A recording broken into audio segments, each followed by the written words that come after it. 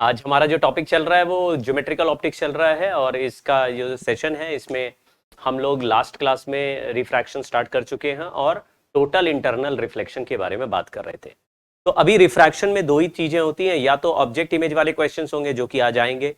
तो आज अब आगे ऑब्जेक्ट इमेज वाले क्वेश्चंस ही चलेंगे, लेकिन थोड़ी देर तक हम लोग टोटल इंटरनल रिफ्लेक्शन के क्वेश्चंस करेंगे। और टोटल इंटरनल रिफ्लेक्शन सबसे ज्यादा इंपॉर्टेंट टॉपिक है as far as refraction is concern.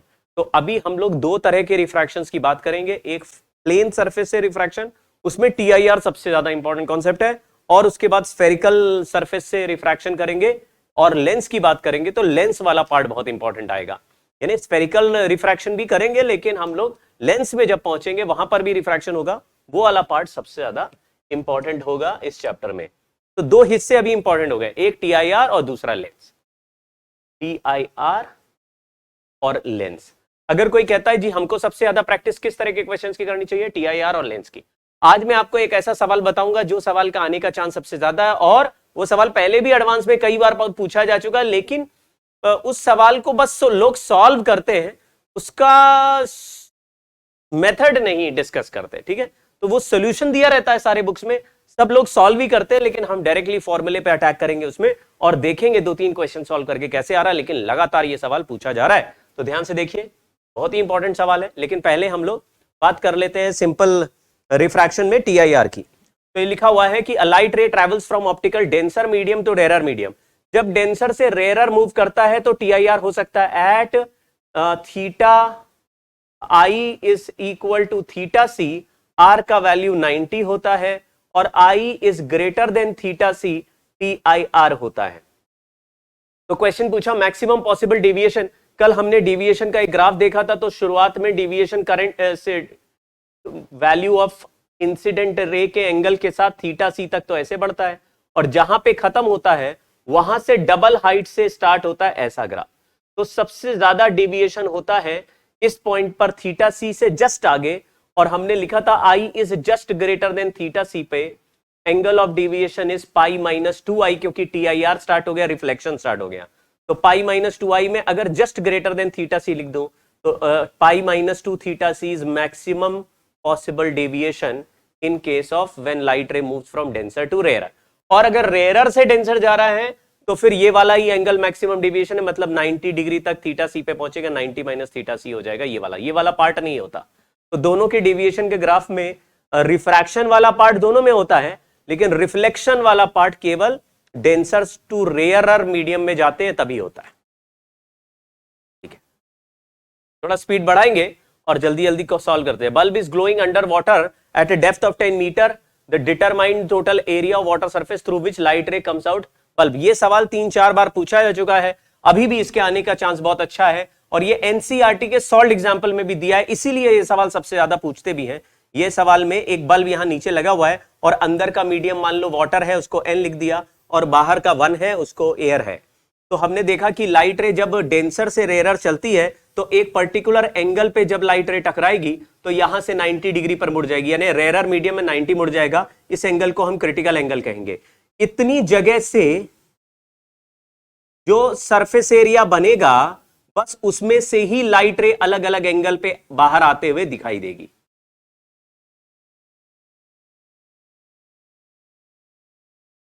और यहां पे 90 हो गया।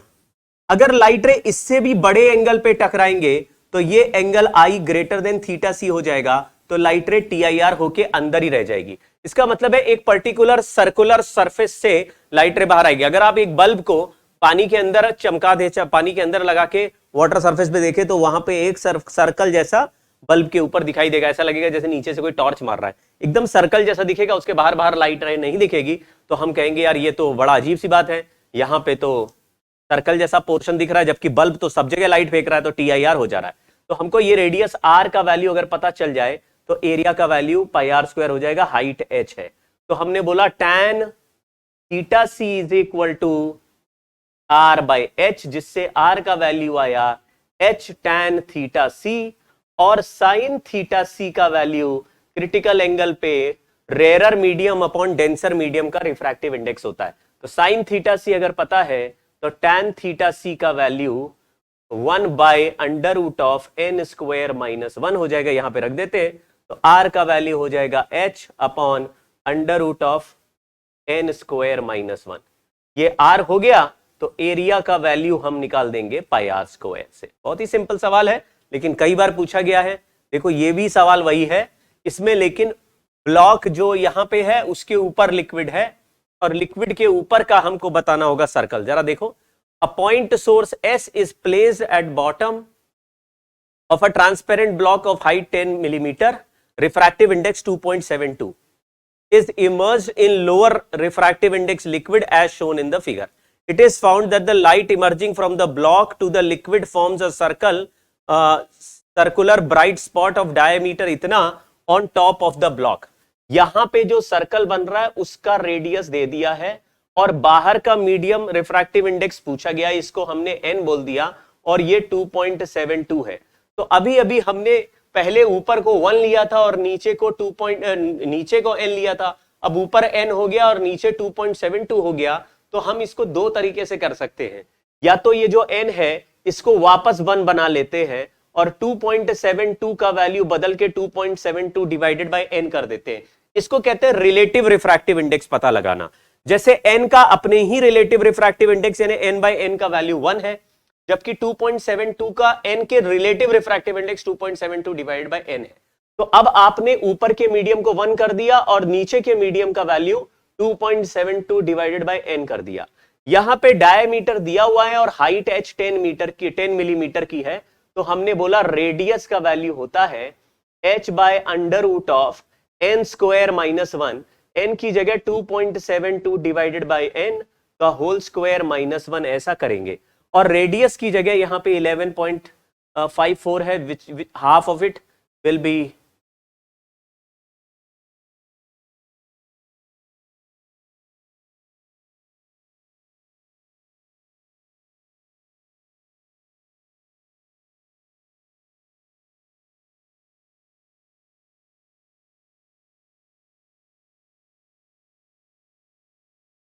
हाँ 77 हो जाएगा 5.77।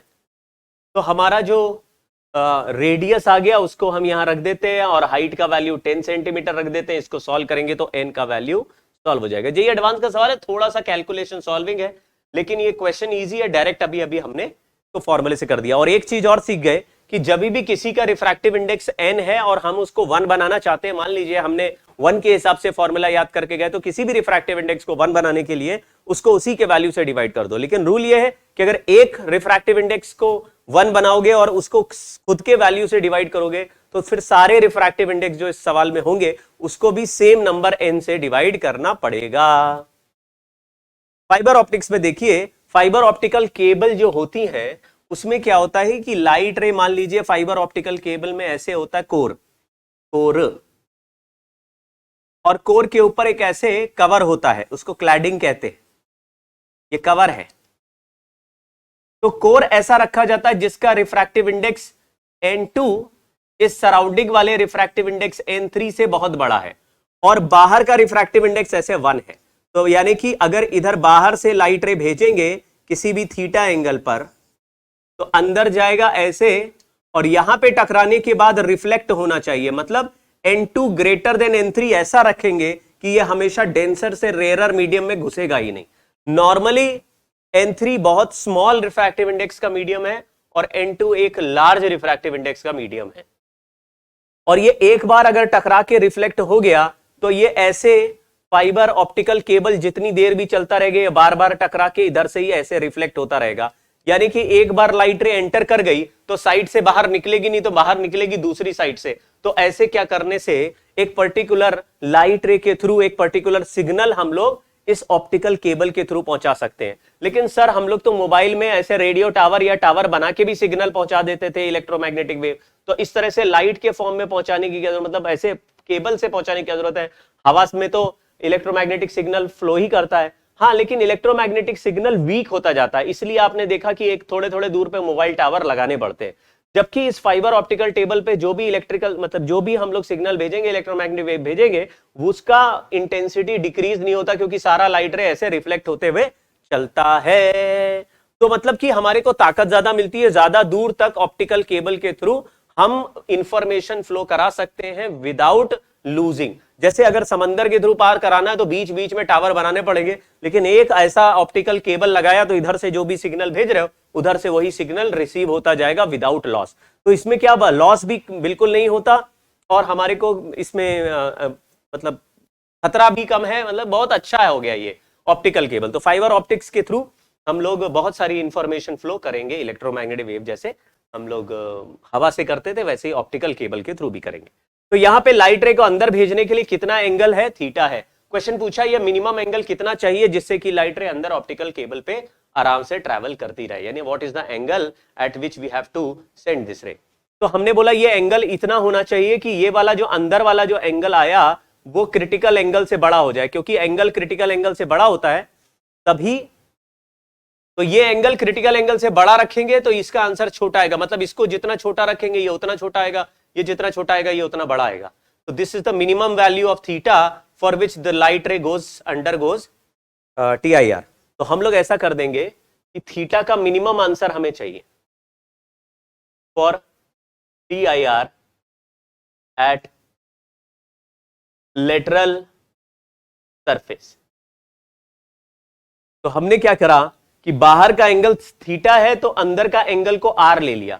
अगर अंदर देखोगे यहां से तो एंगल थीटा पे हमने भेजा, अंदर एंगल R पे गया तो साइड वाले सरफेस पे टकराया तो ये 90 माइनस R पे टकराएगा और 90 माइनस R का वैल्यू क्रिटिकल एंगल से बड़ा होगा। तो 90 माइनस R का value greater than critical angle. हम ग्रेटर देन इक्वल टू भी लिख सकते हैं अगर मिनिमम के लिए सॉल्व करें, लेकिन अभी ग्रेटर के लिए सॉल्व करें। 90 minus R equal to greater. तो हमने लिख दिया साइन दोनों तरफ लगा दिया तो कॉस हो गया, साइन लगा देते हैं यहां, sine 90 minus R is greater than sine theta c. Shortcut ज्यादा मार दिया है, I am very sorry. Sine theta c, यहां पे N2 मीडियम है, यहां N3 मीडियम है, तो यहां पे क्रिटिकल एंगल का वैल्यू रेयर अपॉन डेंसर यानी कि साइन थीटा सी का वैल्यू N3 अपॉन N2 हो जाएगा। तो यहां साइन थीटा की जगह N3 अपॉन N2 लिख देंगे। Cos R is greater than N3 upon N2। एक बात ये हो गई। कॉस थीटा को under root of 1 minus sine square theta लिख सकते हैं, is greater than N3 by N2। और यहां साइन R का वैल्यू इधर से रिफ्रैक्टिव इंडेक्स निकाल देते हैं, ये N1 है यहां N2 है, तो N1 sine theta equal to N2 sine R। ये यहां पे जनरल रिफ्रैक्शन के लिए सॉल्व किया कि लाइट रे थीटा पे भेजा, अंदर R पे चला गया, तो N1 sine theta equal to N2 sine R। तो इससे साइन R का वैल्यू आया N1 upon N2 sine theta.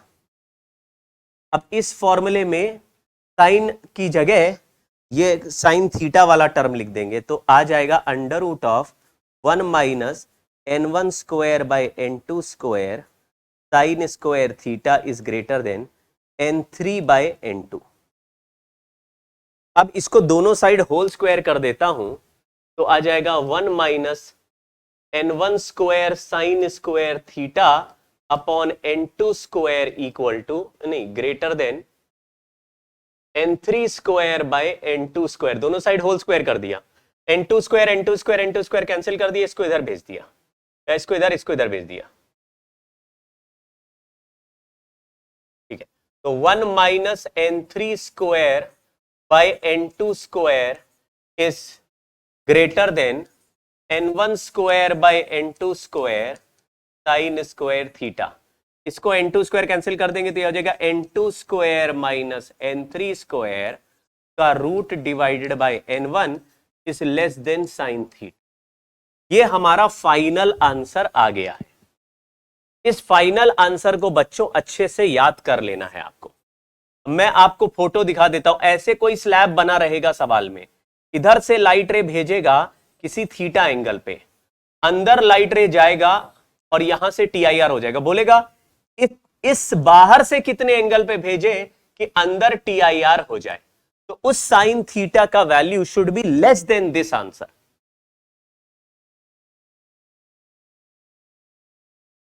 ठीक है।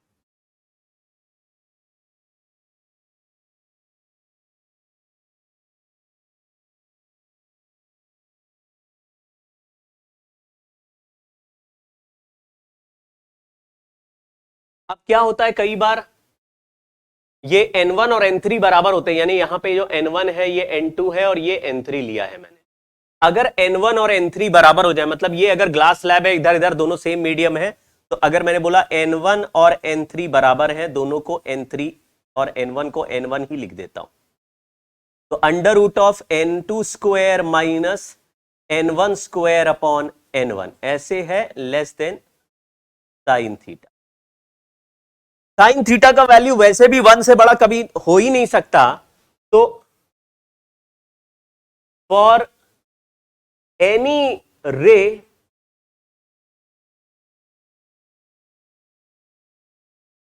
TIR to happen if theta is 90, तो हमने यहां साइन थीटा की जगह साइन 90 लिख दिया, तो under root of n2 square minus n1 square upon n1 का वैल्यू ग्रेटर देन 1 कर दिया, क्योंकि 1 से बड़ा ये हो ही नहीं सकता, तो ये हमेशा इससे बड़ा रहे, तो 1 से बड़ा होगा अगर इसका वैल्यू, तो साइन थीटा के किसी भी वैल्यू से बड़ा हो जाएगा। साइन थीटा का मैक्सिमम वैल्यू 1 हो सकता है। अगर ये आंसर हमेशा साइन थीटा से बड़ा है, तो कोई भी लाइट रे इससे साइड से TIR करने के लिए, कोई भी लाइट रे बोला, अगर कोई भी लाइट रे भेजें और TIR हो जाए, तो बताओ n2 n1 में क्या रिलेशन है। For any light ray for TIR to happen sine theta 90, sine theta को 1 कर देंगे, तो n2 square minus n1 square, इसको मैंने होल स्क्वायर कर दिया, n1 स्क्वायर इधर चला गया, n1 स्क्वायर भी इधर चला जाएगा, तो 2n1 स्क्वायर हो जाएगा, तो n2 का वैल्यू रूट 2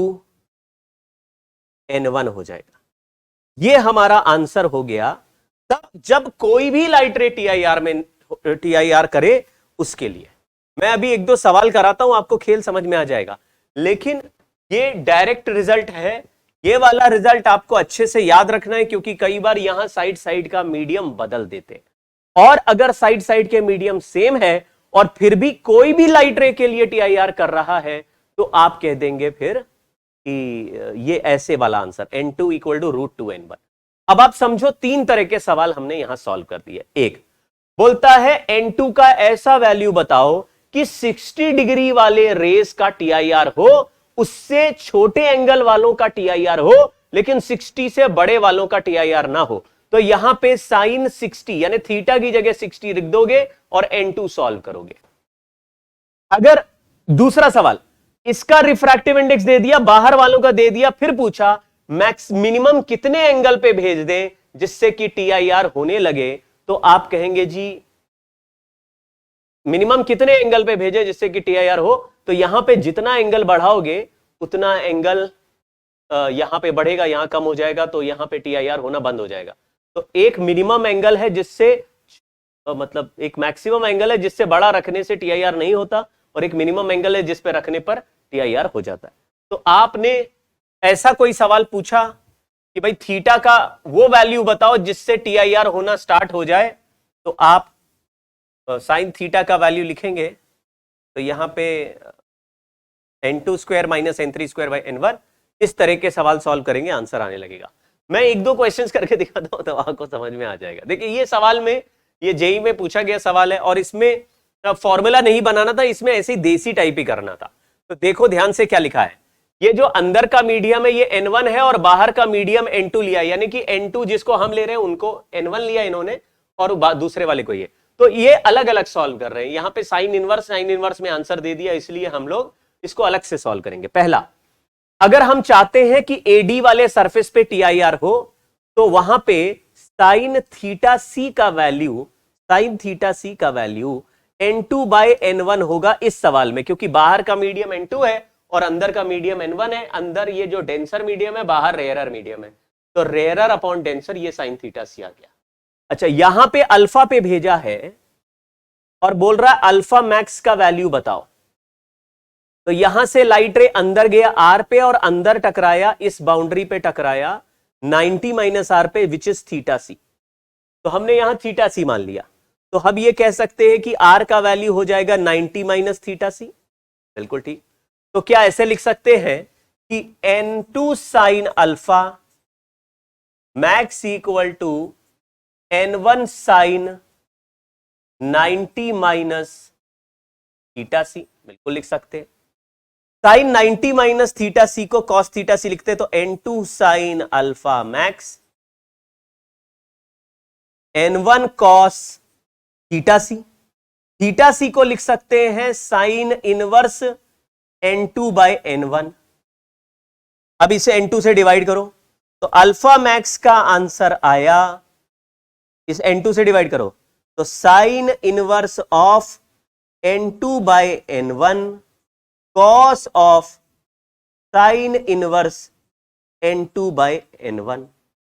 देखो आप, तो ये ऑप्शन ऐसे दिया साइन इनवर्स के बाद n2 बाय n1, नहीं n1 bye n2, n1 bye n2 इधर से डिवाइड होता है n1 बाय n2 और फिर आगे आ गया कॉस और फिर sign inverse n2 by n1। ये ए ऑप्शन सही हो गया। देखिए बहुत सिंपल सवाल है, लेकिन इसमें जैसा मतलब दो स्नेल्स लॉ लगा के सॉल्व नहीं करा, साइन इनवर्स और कॉस इनवर्स में ही आंसर बना चिपका दिया है। तो ये तो आसान सवाल था, इसमें तो हमको चेक बस कर लेना है, मतलब सॉल्व करेंगे, एक स्नेल्स लॉ लगाएंगे तो यहां पे कॉस आ जाएगा तो कॉस वाला टर्म मुझे दिखने लगेगा, कॉस आ गया, और थीटा सी का वैल्यू इधर से रख देंगे साइन इनवर्स में, तो cos of sine inverse cos of sine inverse ये आ जाएगा, ये तो कॉस थीटा सी वाला जैसा टर्म हो गया, कॉस थीटा सी कॉस थीटा। और फिर उसके बाद चेक कर लेंगे कि स्नेल्स लॉ में ये डिवाइड क्या हो रहा है, तो n1 बाय n2 डिवाइड हो रहा है, फिर साइन इधर चला गया तो साइन इनवर्स आ गया, तो इसमें n1 बाय n2 वाला टर्म और एक्स्ट्रा है। चलिए ये सवाल वही है जो मैंने आपको सिखा दिया।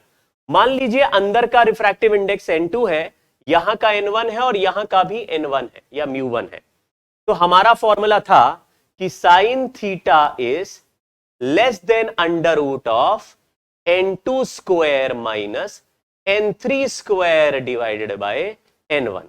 तो अभी इसको अलग अलग सॉल्व कर दे तो थीटा का value less than sine inverse of under root of n2 square by n1 square minus 1। क्या ऐसा कोई आंसर दिया है? थीटा इज लेस देन याद रखिएगा, साइन थीटा लेस देन, ये वाला ऑप्शन देखो, ये दोनों ऑप्शन दिए, लेकिन ये एंगल ऐसा जितना छोटा होगा उतना TIR का चांस बढ़ेगा, जितना बड़ा होगा तो इससे छोटा रखना है, एंगल को एक पर्टिकुलर एंगल से छोटा रखना है, जितना एंगल छोटा रखेंगे उतना R छोटा होगा, उतना ये 90 माइनस R उतना बड़ा होगा, उतना ज्यादा TIR का चांस होगा। तो TIR होने के लिए ये एंगल क्रिटिकल एंगल से बड़ा होना चाहिए, मतलब ये एंगल 90 माइनस थीटा सी से छोटा होना चाहिए, ये छोटा होगा तो ये भी छोटा होगा, तो ये थीटा से छोटा होना चाहिए, तो theta must be less than this value. मान लो इससे आ गया 60 डिग्री, तो 60 degree is the maximum angle at which you have to send a light ray to get TIR, और अगर तुम यहां पे किसी भी और एंगल पे TIR चाहते हो तो 60 से छोटे एंगल पे रखना पड़ेगा, ऐसे। ठीक है, ये फिगर में भी यही ऐसे ही कहानी है, आप इसको होमवर्क की तरह सॉल्व करिएगा, डायरेक्ट फॉर्मूला लगा के आंसर आएगा। लेकिन मैं बच्चों आपको बोल दूं, अगर आप इस तैयारी के लिए जरा भी सीरियस हो तो आप ये फॉर्मूला जरूर याद रख के जाना, ये एडवांस में भी याद करना, ये ज्यादा बहुत कम लोग मैंने देखे हैं दुनिया में जो कि ये वाला रिजल्ट याद करके जाते हैं, और ये क्वेश्चन कई बार मेंस और एडवांस में आ चुका है, इसलिए और अभी दोबारा भी आ सकता है, क्योंकि ये सीधा सीधा फॉर्मूला बेस नहीं है, इसमें लोगों को सॉल्व करना पड़ता है, तो आप इसको याद करके जाइएगा। ये सारे सवाल वही सेम देखो कई बार आ चुके हैं, अभी तो 1-2 बार के सवाल मैंने डाले भी नहीं है, ये आप होमवर्क, सारे होमवर्क है, आप खुद कर लेना ये। चलिए अब हम लोग एपरेंट डेप्थ और एपरेंट शिफ्ट वाले क्वेश्चंस करेंगे। सर एपरेंट डेप्थ वाले फॉर्मूले हमने सुने थे, जैसे एक h हाइट पर कोई h डेप्थ पे कोई ऑब्जेक्ट होता है, जैसे मान लीजिए कंटेनर, वाटर के कंटेनर में मैंने कॉइन रखा हुआ है, तो ऊपर से झांक के देखते हैं तो कॉइन थोड़ा सा ऊपर उठा हुआ दिखता है, हमको ऐसा लगता है कॉइन की गहराई थोड़ी कम है, और खाली कंटेनर में डालते तो ज्यादा नीचे दिखता है, उसमें पानी भरा रहता तो थोड़ा सा ऊपर दिखता है, तो हमें असली जगह नहीं दिखता, क्योंकि हमारे को बाहर आते ही लाइट रे बेंड हो जाती है, बेंड होने पर पीछे एक्सटेंड करने पर उसका इमेज कहीं और मिलता है। तो हम जो देख रहे हैं वो रिफ्रैक्टेड रे देखते हैं, लाइट रे जो कॉइन से चल के आई वो वाटर के अंदर है और फिर डेविएट होके हम तक पहुंचती है, तो उनको पीछे एक्सटेंड करने पर कॉइन का पोजीशन कहीं और दिखता है, तो पोजीशन को बोलते हैं एपरेंट पोजीशन, लेकिन ये इमेज ऑफ कॉइन है जो हम देख रहे हैं। जैसे हमारे हाथ के सामने एक मैग्नीफाइंग ग्लास रख दो, तो मैग्नीफाइंग ग्लास से मेरा हाथ बड़ा, इतना बड़ा दिखने लगता है, वेन्स दूर दूर दिखने लगते हैं, सारे लाइनें दिखने लगती हैं, ऐसे पंडित जी लोग देखते हैं, आपने देखा होगा कि वो बताते हैं कि तुम्हारा सिलेक्शन होगा कि नहीं होगा, ऐसे ऐसे लगा कि मैग्नीफाइंग ग्लास से। तो ऐसे हाथ बड़ा हो गया तो तुम कहोगे अरे बाप रे हाथ सूज गया। नहीं नहीं नहीं नहीं, अगर लेंस हटा के देख रहे हो तो वो ऑब्जेक्ट दिख रहा है डायरेक्ट, और लेंस लगा दिया तो ऑब्जेक्ट नहीं दिख रहा, ऑब्जेक्ट का इमेज दिख रहा है आपको। तो ऐसे ही पानी के अंदर कॉइन डाल दिया तो जिसको बोलते हैं एपरेंट पोजीशन, वही एक्चुअल पोजीशन ऑफ इमेज है, वो इमेज दिख रहा है, वो ऑब्जेक्ट नहीं दिख रहा। समझ गए ना? रिफ्रैक्शन के बाद जो दिखता है वो इमेज है, रिफ्रैक्शन के बिना डायरेक्टली जो दिख रहा है वो ऑब्जेक्ट है। तो आपको उसको इमेज बोलना है अब हमेशा, जिसको तो यहां बोलते हैं ना कॉइन का एपरेंट पोजीशन बताओ, यानी कॉइन का एपरेंट पोजीशन मतलब कॉइन की इमेज का पोजीशन पूछा है, सेंस बन गया होगा। तो हमने दूसरा ये कहानी हो गया, कहानी नंबर 2। पहले जो इतने भी सवाल किए अभी से पहले वो सारे रेज वाले थे, अब ऑब्जेक्ट एंड इमेज वाले क्वेश्चन। अब थोड़ी देर तक या बहुत देर तक ऑब्जेक्ट और इमेज वाले क्वेश्चन ही चलते रहेंगे। तो देखिए, एक ऑब्जेक्ट है जो कि यहां अंदर रखा है किसी h डेप्थ पे, और बाहर का रिफ्रैक्टिव इंडेक्स μ1 है और अंदर का रिफ्रैक्टिव इंडेक्स μ2 है। तो अब मैं आपसे सवाल ये पूछूंगा कि ये बताओ लाइट रे किस मीडियम से चल के किस मीडियम में जा रही है। तो आप बोलेंगे ये ऑब्जेक्ट जो है यहां से लाइट रे, अच्छा ये एक बात याद रखना, only for paraxial rays होता है। तो आप कहेंगे सर ऐसा सवाल में लिखा दिख रहा था कि नॉर्मल व्यूइंग के लिए बताओ, नॉर्मल व्यूइंग के लिए। नॉर्मल व्यूइंग का मतलब ऐसा है कि बिल्कुल ऊपर से देखना है। हम यहां से क्यों देख रहे हैं, यहां से टेढ़ा क्यों नहीं देखते हैं, वो इसलिए क्योंकि सामने ऊपर से देखने पर जो इंसिडेंट लाइट रे मुझको बाहर आते हुए दिखती है वो सब स्मॉल एंगल पे टकराती है। तो वो सब लाइट रे जहां पर टकराती है स्मॉल एंगल पे, तो स्मॉल एंगल के डेविएशन लेके हम सॉल्व करते हैं। तो स्मॉल एंगल के डेविएशन लेके सॉल्व करेंगे तो फिर उन रेस को पैरा एक्सियल रेस बोलेंगे। देखो लाइट रे बहुत पास वाली जगह से जो बाहर आ रही है उन्हीं के थ्रू देखना है। अगर टेढ़ा देखोगे तो बड़े एंगल वाले लाइट रे बाहर आते हैं, वैसा सवाल में लिखा रहे तभी लेना है, अदरवाइज हमको अपने आप अपनी मर्जी से कौन से वाले रेज लेने हैं, पैरा एक्सियल। तो ये जो फॉर्मूला मैं अब बनाऊंगा ये भी कौन से रेस के लिए ही काम करेगा, पैरा एक्सियल रेस के लिए। मैं डायरेक्ट फॉर्मूला बना रहा हूं, इसका डेरिवेशन आपको नहीं दे रहा, आप स्नेल्स लॉ से सॉल्व कर सकते हैं। तो जहां पे लाइट रे रिफ्रैक्टेड रे पहुंचेगा, यहां पे है देखो रिफ्रैक्टेड रे का मीडियम, जिस तरीके से मैं बता रहा हूं उस तरीके से सॉल्व करोगे, कभी कंफ्यूजन नहीं होगा, कभी गलत भी नहीं होगा। कभी ऑब्जेक्ट किसी मीडियम में होता है, कभी किसी मीडियम में होता है, कभी लाइट रे कन्वर्जिंग आ रही होती है, ऑब्जेक्ट आगे चला जाता है, कभी लाइट रे डाइवर्जिंग जा रही होती है, ऑब्जेक्ट पीछे होता है। तो आपको ऑब्जेक्ट की चिंता नहीं करनी है, आपको केवल यह चेक करना है कि लाइट रे पहले किस मीडियम में है और बाद में किस मीडियम में गया। मैं एक बार और बताता हूं, मान लीजिए ये बाउंड्री है, यहां पे कोई मीडियम है ए और ये मीडियम है बी, और लाइट रे ऐसे आ रही है कि कन्वर्जिंग पॉइंट लाइट रे का सेकेंड मीडियम में गया। तो आपको मैं पूछूं ऑब्जेक्ट किस मीडियम में है, तो आप कहेंगे तो ये तो वर्चुअल ऑब्जेक्ट है, ऑब्जेक्ट सचमुच किसी मीडियम में नहीं है, क्योंकि ये कन्वर्जिंग रेस जा रही थी, ऑब्जेक्ट वर्चुअली आगे चला गया, वहां सचमुच थोड़ी ना रखा है। लेकिन अब आप फंस गए, मैंने पूछा ऑब्जेक्ट किस मीडियम में है, तो आप कहेंगे ऑब्जेक्ट तो बी मीडियम में, लेकिन मैं पूछूंगा इस ऑब्जेक्ट को देखना कहां से होगा, तो आप कहेंगे देखिए हमको देखना तो बी से ही होगा। क्यों? क्योंकि लाइट रे फाइनली किस मीडियम में जाएगी, बी में जाएगी। तो रिफ्रैक्टेड रे जिस मीडियम में होती है, रिफ्रैक्टेड रे को आंखों में घुसना होता है। तो अगर आप यहां पे आंखें लेके खड़े हैं तो आपको ये जो ऑब्जेक्ट है उसका वर्चुअल पोजीशन ही दिखेगा, लेकिन अगर यहां से देख रहे होगे, आप यहां से देख रहे होगे, तो यहां पे रिफ्रैक्ट होने के बाद लाइट रे कहीं और मर्ज होते दिखेगा, तो आपको ऑब्जेक्ट ये है और इमेज यहां बनते दिखेगा। तो इधर से देखेंगे तभी इमेज दिखेगा, इधर से देखेंगे तो इमेज नहीं दिखेगा, इधर से देखेंगे तो ऑब्जेक्ट ही दिखेगा। मैं आपको जो बताना चाह रहा हूं उसका मतलब समझिए। आपको खेल ये नहीं खेलना कि ऑब्जेक्ट किस मीडियम में है, आपको केवल मुझे यह बताना है कि इंसिडेंट रे किस मीडियम में है। आप बोलेंगे इंसिडेंट रे ए मीडियम में है, और मैं कहूंगा रिफ्रैक्टेड रे किस मीडियम में है, तो रिफ्रैक्टेड रे यानी कि रिफ्रैक्शन के बाद रे बी मीडियम में चली जाएंगी। तो एक मीडियम का नाम 1 है, दूसरे का नाम 2 है, तो इसमें रिफ्रैक्टेड रे का मीडियम कौन सा, बस वही देखना है। तो लाइट रे नीचे से चल के ऊपर जा रही है, ये रिफ्रैक्टेड मीडियम है, और ये इंसिडेंट रे का मीडियम है। तो आपको रिफ्रैक्टेड रे के मीडियम का रिफ्रैक्टिव इंडेक्स 1 बना लेना है, 1। तो रिफ्रैक्टेड रे का medium convert mu is equal to 1। अब मैंने अभी अभी आपको सिखाया था कि म्यू 1 कैसे बनता है। जो रिफ्रैक्टिव इंडेक्स पे आप बैठे हो उसी से डिवाइड कर दोगे तो म्यू 1 का वैल्यू बदल के हो जाएगा 1। लेकिन शर्त यह है कि अगर आपने म्यू 1 को 1 किया तो म्यू 2 को भी म्यू 1 से डिवाइड करके इसका नया रिफ्रैक्टिव इंडेक्स बताना पड़ेगा, जिसको हम म्यू रिलेटिव कहेंगे। Relative refractive index, relative refractive index. तो रिफ्रैक्टेड रे का मीडियम को कन्वर्ट करो और बना लो 1।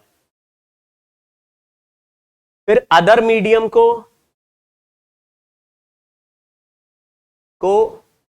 बना लो म्यू रिलेटिव, और आपको लिखना है apparent depth equal to actual depth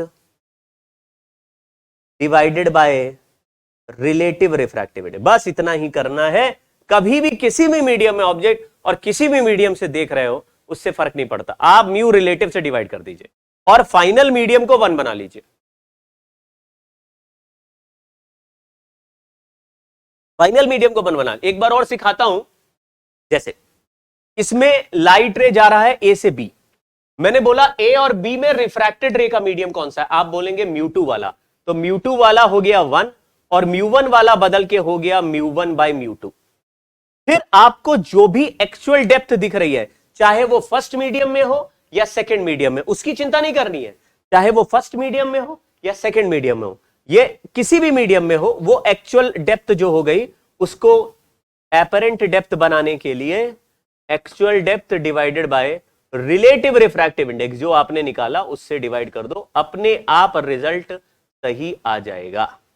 मैं 50 बार ऐसे सॉल्व नहीं करता कि देखो अगर रेयरर में ऑब्जेक्ट होगा और डेंसर से देखेंगे तो ये आंसर, डेंसर में ऑब्जेक्ट होगा रेयरर से देखेंगे तो ये आंसर, फिर बीच में कोई रेयरर है, इधर फिर डेंसर हो गया उधर डेंसर हो गया तो फिर ये आंसर। वैसा नहीं कर रहे। अगर 10 स्लैब भी है बीच में और आखिरी रे जहां पे जा रही है वहां से देखना है तो आखिरी रे वाला फाइनल रिफ्रैक्टेड मीडियम को 1 कर दो और बीच के सारे मीडियम को आप रिलेटिव निकाल के उनके उनके थिकनेस को रिलेटिव रिफ्रैक्टिव इंडेक्स से डिवाइड कर दो। जैसे ये सवाल करते हैं, यहां पे बर्ड है, यहां पे फिश है। बर्ड ने फिश को देखा, फिश ने बर्ड को देखा, लेकिन उनको असली हाइट अपना वाला असली दिखेगा और दूसरे वाले का हाइट नकली दिखेगा। चलिए स्टार्ट करते हैं। लिखा है determine the distance of images of fish as seen by the bird. तो पहले तो ये देख लो कि फिश की 2 इमेजेस क्यों आएंगे, क्योंकि नीचे जो है प्लेन मिरर है, तो यहां पे प्लेन मिरर भी आप पहचान लो। तो पूरा h हाइट का डेप्थ का ये कंटेनर था, इसमें h/2 पे फिश है।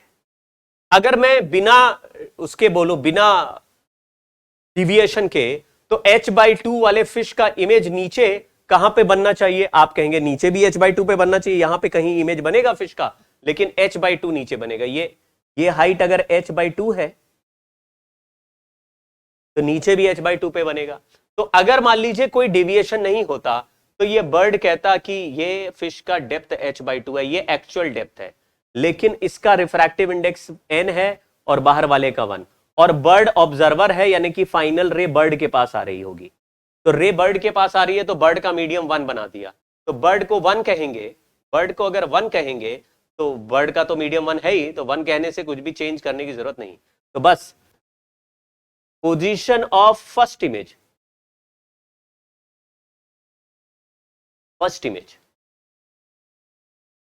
of fish is h/2n. Position of second image from water surface है h2 is equal to 3h/2 by n। 3h/2 कैसे हो गया? अरे यार ये h है और नीचे h/2 पे इमेज और बनेगा। ये जो फिश का इमेज है वो नीचे h/2 पे बन रहा होगा। कंटेनर थोड़ा नीचे खिसक गया इसलिए ज्यादा जगह नहीं है, इसलिए नीचे नहीं बना पा रहे। तो आप समझ जाओ h/2 का इमेज h/2 नीचे बनेगा, तो h plus h/2 3h/2 actual depth हो गई। एक्चुअल डेप्थ को रिफ्रैक्टिव इंडेक्स से डिवाइड कर देंगे तो वर्चुअल डेप्थ आ जाएगी। ठीक है, ऐसी बात हुई।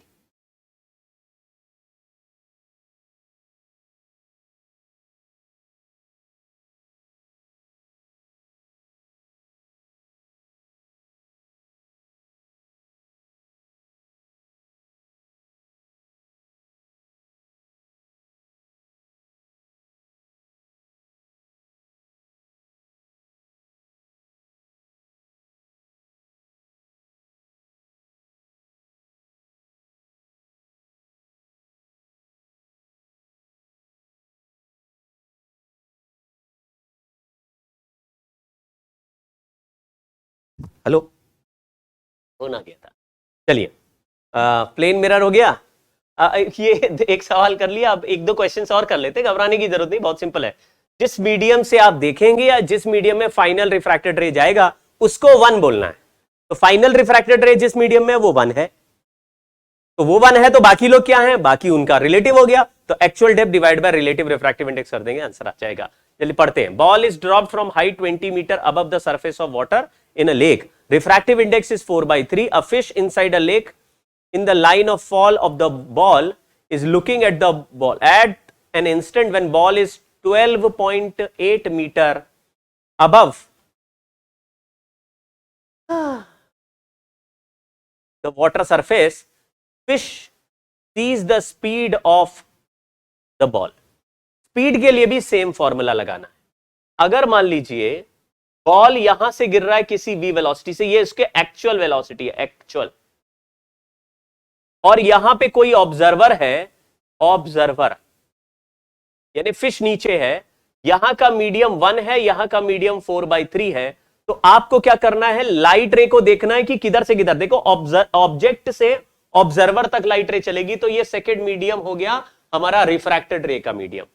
तो रिफ्रैक्टेड रे के मीडियम को हम बोलते हैं 1, तो 1 बदल के हो जाएगा 3/4। ये इसको कहेंगे रिलेटिव रिफ्रैक्टिव इंडेक्स। आपको यही बात पे फोकस करना है कि फाइनल रे जिस मीडियम में जाएगी वो हो गया 1, और उसके पहले वाले सारे मीडियम उसी के रिफ्रैक्टिव इंडेक्स से डिवाइड कर दे। तो ये 4/3 को 1 बना दिया, तो 4/3 को 1 कैसे बनाओगे, 4/3 को 4/3 से डिवाइड करके 1 बनाएंगे। फिर यहां पे 1 है, 1 को नया रिफ्रैक्टिव इंडेक्स से जाओगे, 4/3 से डिवाइड कर देंगे, तो 4/3 से डिवाइड करते ही वो 3/4 हो जाएगा। तो एक्चुअल वेलोसिटी से एपरेंट वेलोसिटी बोलते हैं, ये वेलोसिटी ऑफ इमेज है, वेलोसिटी ऑफ इमेज ही है, ये इमेज ही होता है, लेकिन इसका नाम एपरेंट लिखते हैं अभी के लिए, बाद में ये इमेज हो जाएगा। तो लोगों को कंफ्यूज नहीं होना कि कभी सर आप कहते हैं इमेज पता चल रहा है, कभी कह रहे हैं एपरेंट पोजीशन पता चल रहा है। Apparent position of object is its image का पोजीशन, करेक्ट। तो apparent position is actual, sorry apparent velocity is actual velocity upon relative refractive index. चलो एक्चुअल वेलोसिटी का जो भी वैल्यू है वो हम निकाल लेते हैं। 20 मीटर से छोड़ा और 12.8 मीटर पे पहुंच गया, यानी v square is equal to u square plus 2gh कर देंगे, h की जगह 7.2 मीटर कर देंगे। आपको ये 20 में से 12.8 माइनस कर दिया तो आई थिंक 7.2 ही आएगा, ठीक बात। तो 2g, g का वैल्यू थोड़ी देर के लिए 10 ले लेते हैं, इंटू 7.2 हो गया, तो ये 7.2 72 इंटू 2 होता 144, ये 12 मीटर पर सेकेंड हो गया वेलोसिटी का वैल्यू। अब वेलोसिटी 12 मीटर पर सेकेंड एक्चुअल वाली, और हमको रिलेटिव रिफ्रैक्टिव इंडेक्स दिया हुआ 3/4, तो 3 से 4 कैंसिल कर दिया, आंसर आएगा 16 मीटर पर सेकेंड। ला ला ला, ठीक है। तो ये थोड़ा सा हमने, एक रिफ्रैक्शन हो रहा है यहां पे, ज्यादा नहीं है, एक ही रिफ्रैक्शन, एक रिफ्रैक्शन से वेलोसिटी बदल जाती है, एक रिफ्रैक्शन से हाइट भी बदल जाती है। फॉर्मूला याद कर लीजिए। अब यहां स्लैब की बात कर रहे हैं, स्लैब को समझना।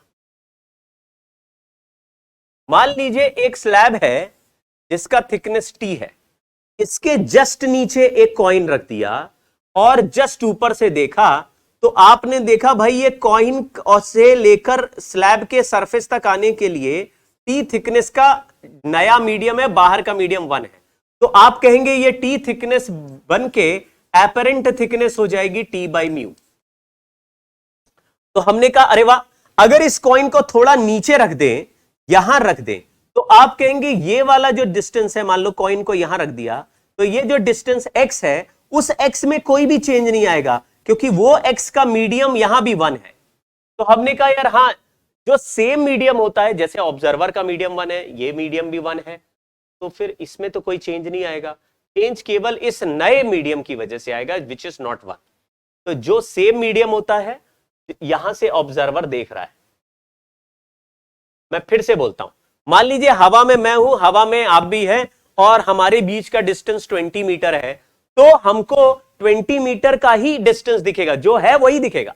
लेकिन आप हवा में हैं और मैं पानी के अंदर से, स्विमिंग पूल के अंदर से आपको देखूंगा, तो फिर हमारे और आपके बीच में जो डिफरेंट मीडियम, जैसे मैं पानी में हूं और एक फिश भी पानी में है, अब हमारे बीच में अगर 10 मीटर का डिस्टेंस है तो 10 मीटर है, 10 मीटर ही दिखेगा, क्योंकि दोनों लोग सेम मीडियम में हैं, तो लाइट रे डिविएट नहीं होता। लेकिन अगर दो ऑब्जेक्ट अलग अलग मीडियम में है तो देख कौन रहा है उसके हिसाब से दूसरे ऑब्जेक्ट का पोजीशन बदला हुआ दिखाई देता है। वैसा मैंने बोला कि मीडियम अलग होता है तभी बदलता है। तो अगर हवा में आंखें हैं और हवा में कॉइन है, तो हवा वाली जितनी जगह है उस जगह में कोई भी एपरेंट शिफ्ट नहीं आने वाला, केवल स्लैब की थिकनेस के हिसाब से शिफ्ट आएगा। तो स्लैब का जो एपरेंट थिकनेस है वो बदल के हो जाएगा टी बाई म्यू, यानी कि शिफ्ट ड्यू टू स्लैब।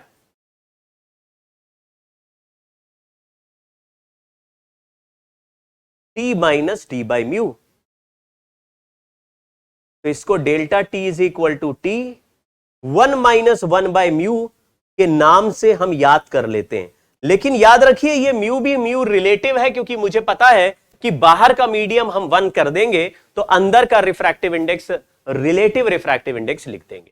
मैं आपको एक चीज और बता देता हूं, मान लीजिए किसी कंटेनर में थोड़ा नीचे तक μ1 का मीडियम भर दिया, फिर μ2 का मीडियम भर दिया, फिर μ3 का मीडियम भर दिया। सब भरने के बाद यहां ऊपर μ4 का मीडियम है, और μ4 के मीडियम से हम इस ऑब्जेक्ट को देखना चाहते हैं जो यहां रखा है नीचे। इसका थिकनेस T1 है, इसका थिकनेस T2 है, इसका थिकनेस T3 है, और यहां पे हम फोर्थ मीडियम में हम हैं। मैंने पूछा तो मुझे T1 plus T2 plus T3 की जगह कितना थिकनेस दिखेगा, तो find depth of object, apparent depth कर देते हैं, एपरेंट डेप्थ ऑफ ऑब्जेक्ट। और ये जो चीज है आंखें हैं, यानी यहां पे ऑब्जर्वर है। तो आपने बोला एक्चुअल डेप्थ तो T1 plus T2 plus T3 दिख रहा है, लेकिन ये अलग हो जाएगा। तो ऑब्जर्वर के मीडियम को 1 कर दो, तो ये 3 वाला मीडियम μ3 बाई μ4 हो जाएगा, 2 वाला मीडियम μ2 बाई μ4 हो जाएगा, 1 वाला मीडियम μ1 बाई μ4 हो जाएगा। तो T1 डिवाइडेड बाय μ1 बाई μ4 हो गया, plus T2 divided by μ2 by μ4 हो गया, plus T3 divided by μ3 by μ4 हो गया। सबको μ4 से डिवाइड कर दो तो ये एपरेंट डेप्थ आ जाएगी। आपको शायद सवाल कहानी सब समझ में आ गया होगा। अब इसको और नहीं खींचते, जिस मीडियम से देखेंगे वो 1 है, या जिसमें लाइट रे जा रहा है फाइनली वो फाइनल रिफ्रैक्टेड रे वाला मीडियम 1 है। बाकी सारे मीडियम को डिवाइड कर दो और उसके बाद जो थिकनेस एक्चुअल है उसी को रिफ्रैक्टिव इंडेक्स से डिवाइड कर दो, एपरेंट थिकनेस आ जाएगी। अब एक्चुअल थिकनेस में से एपरेंट थिकनेस माइनस कर देंगे तो शिफ्ट आ जाएगा। शिफ्ट का फॉर्मूला फायदेमंद क्या है और कहां कहां यूज होता है उसको देखना। स्लैब वाले एग्जाम्पल ज्यादा पूछे जा सकते हैं। स्लैब वाले एक सवाल मैं कराता हूं आपको, मान लीजिए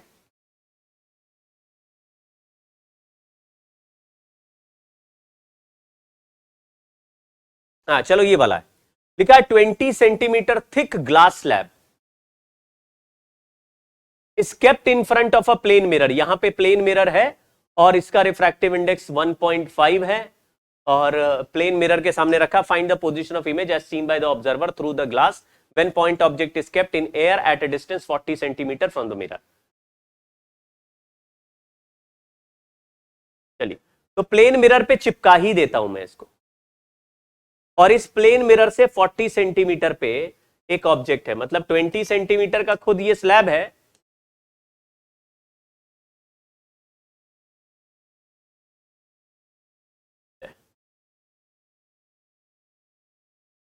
स्लैब को वैसे चिपकाने की जरूरत नहीं, ऐसे रख देते चलो, है ना।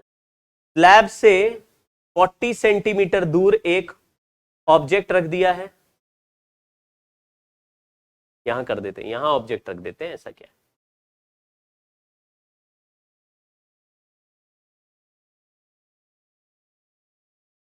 टोटल 40 सेंटीमीटर, ये खुद 20 सेंटीमीटर का, इसका रिफ्रैक्टिव इंडेक्स 1.5। तो मैंने कहा आप देखो ऐसे सवालों में जिसमें मिरर या लेंस और के साथ स्लैब हो, तो यहां मैं सिखा देता हूं आपको। If a slab is kept in front of a mirror or lens, then to find position of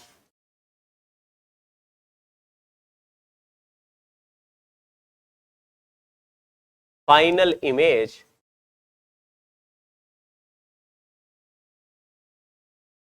shift the mirror by the slab, find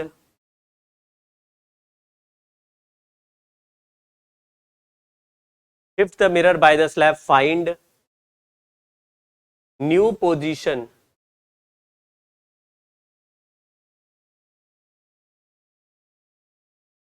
find image formed by the mirror from new position and report the answer from old position। Mirror के लिए ऐसा ही करेंगे, lens के लिए normal करेंगे, lens में तो ज्यादा कुछ करना नहीं है, आपको मैं समझा रहा हूं वो समझने की कोशिश करना। अगर मान लीजिए सवाल ये वाला, object place 21 centimetre in front, अरे ये तो कन्वेचर वाला सवाल हो गया, पीछे वाला पेज ही गायब कर दिया लग रहा मैंने, इसको बाद में करते हैं, पहले प्लेन सरफेस वाला करते हैं, अगला वाला। हाँ ये रहा, इस सवाल में ऑब्जेक्ट 40 सेंटीमीटर पे रखा है और ये जो स्लैब है ये 20 सेंटीमीटर का, ये कितना चिपका इससे फर्क नहीं पड़ता, थोड़ा दूर भी रखोगे तो कोई प्रॉब्लम नहीं है। आपको दो तरीके हैं इसको सॉल्व करने के, एक पहले नॉर्मली जैसे बच्चे सॉल्व करते हैं वैसे ही सॉल्व कर सकते हो कि अगर ये ऑब्जेक्ट है तो इससे चल के रे पहले स्लैब से क्रॉस करेगी, फिर मिरर पे टकराएगी और टकरा के वापस स्लैब से क्रॉस करेगी और फाइनल इमेज बनाएगी। आपको जो तरीका, ये जो प्रोसेस है वो समझ में आ रहा है? फिर से सुनो, अगर एक लाइट रे इधर से निकाला मैंने, इस ऑब्जेक्ट से लाइट रे निकाला, तो वो लाइट रे पहले स्लैब को क्रॉस करेगा, फिर मिरर से टकराएगा, फिर मिरर से टकरा के रिफ्लेक्ट होगा और फिर स्लैब से क्रॉस करेगा।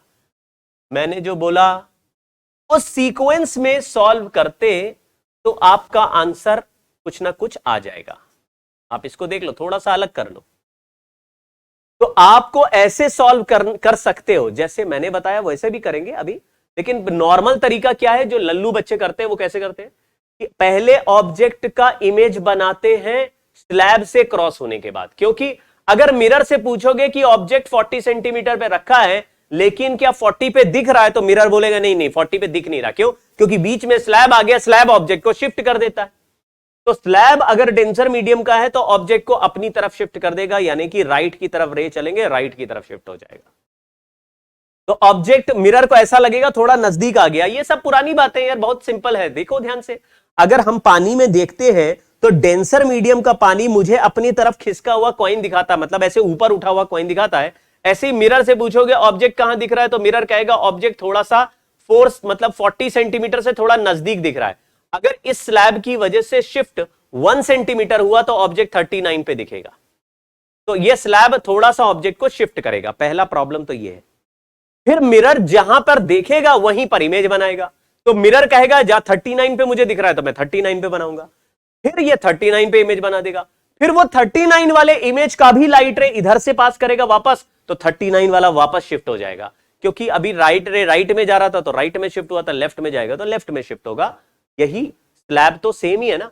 तो सेम शिफ्ट करेगा, लेकिन 39 का इमेज जो दिखता था वो 39 पीछे नहीं दिख के कहीं और दिखेगा।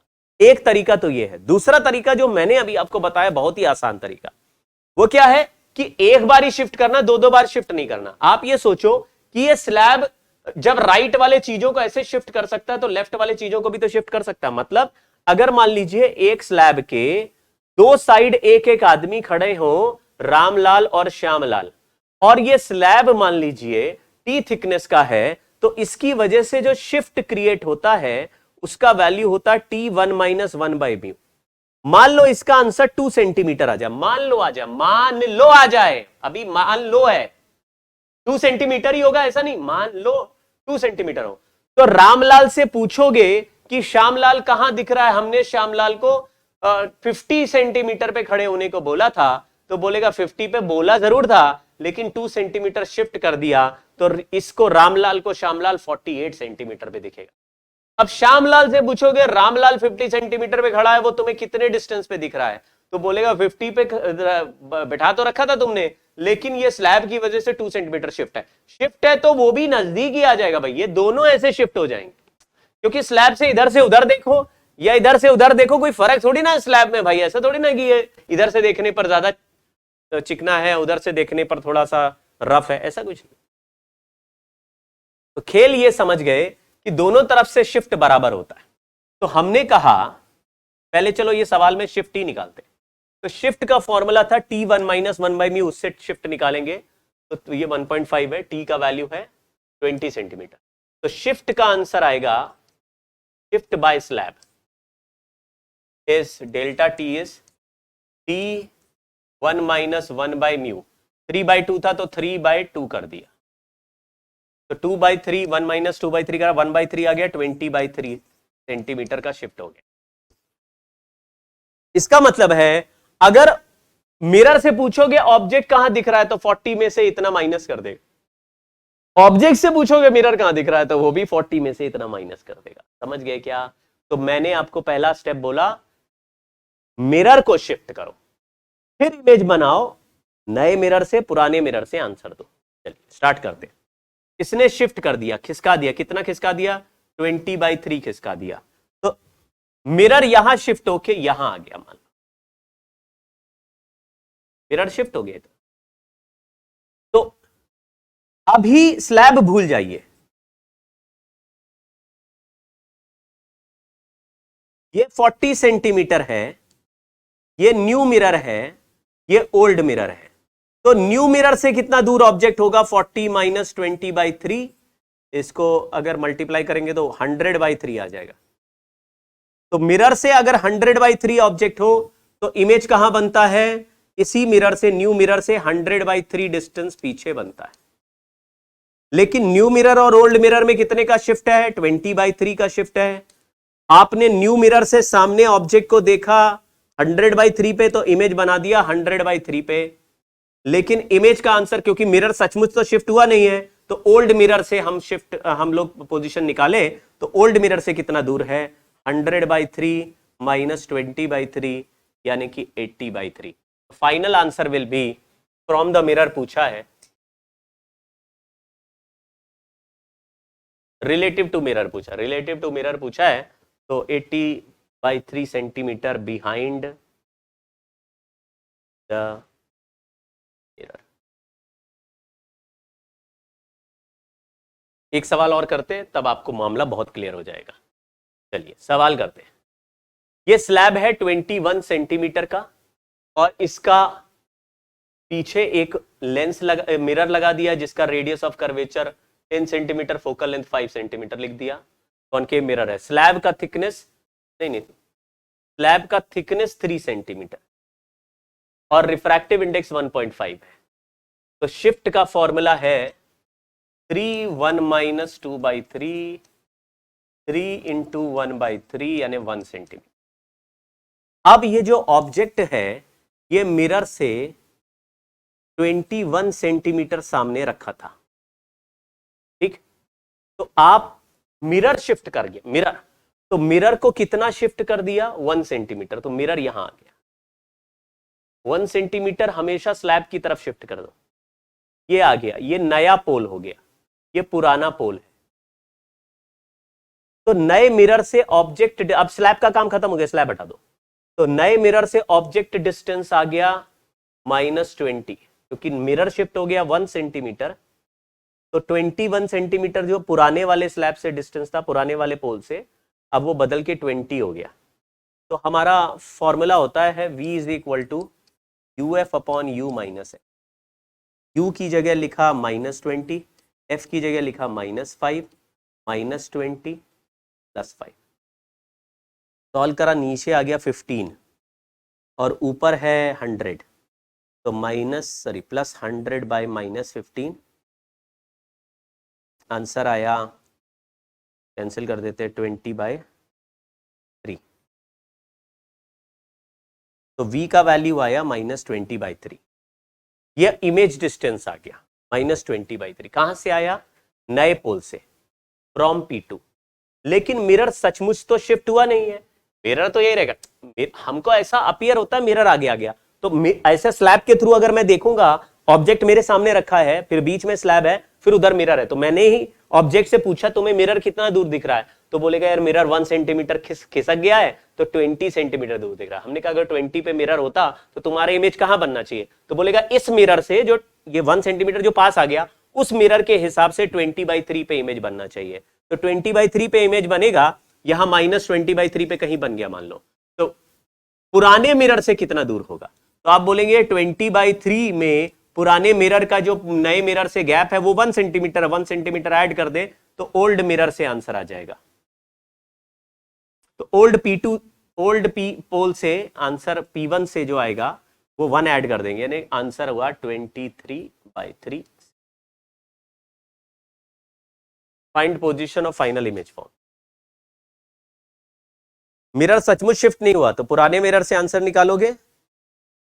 तो सर पिछले सवाल में तो माइनस कर दिया था, अरे यार इसमें माइनस में आंसर आ रहा है ना, इसमें भी माइनस ही किया है, लेकिन माइनस में आंसर है, मतलब इधर ही सामने बन रहा, उधर पीछे बन रहा था, प्लस में था, उधर शिफ्ट किया तो सबट्रैक्ट हो गया था वैल्यू।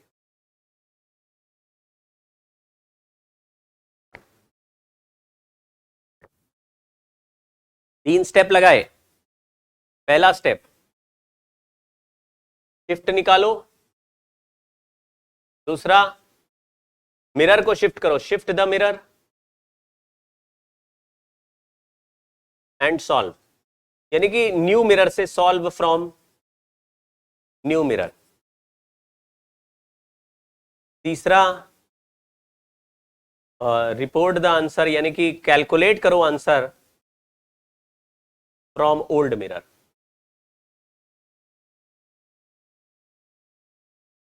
शिफ्ट होके नई जगह पे मिरर लगा दो, नए से सॉल्व कर लो, लेकिन फाइनल आंसर में ओल्ड मिरर से आंसर दे दो।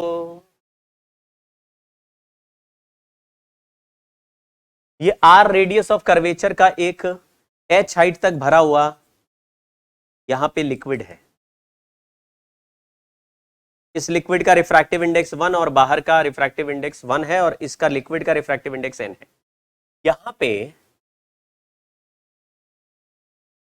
कितने डिस्टेंस x पे ऑब्जेक्ट को रखा जाए कि ऑब्जेक्ट और इमेज कोइंसाइड कर जाए? तो find height of object from liquid surface to get image coinciding with the object। मतलब लाइट रे ऐसे चल के मिरर पे टकराते ही परपेंडिकुलर टू मिरर टकराना चाहिए, मतलब ऐसा टकराए कि लाइट, ऐसा लगे कि लाइट रे मिरर के परपेंडिकुलर टकराई है। लाइट रे अगर मिरर के परपेंडिकुलर हिट करती है तो लाइट रे का आने का डायरेक्शन और जाने का डायरेक्शन सेम हो जाता है। ऐसे है भाई,